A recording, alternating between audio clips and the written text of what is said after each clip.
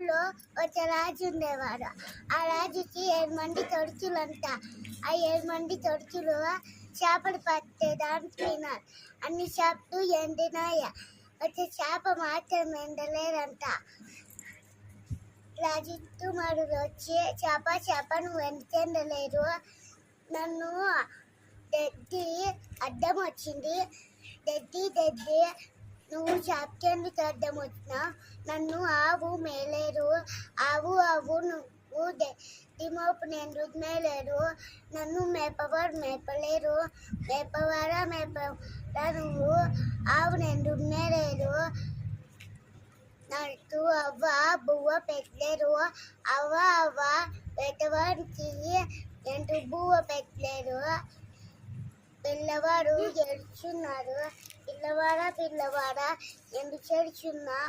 నన్ను చీమ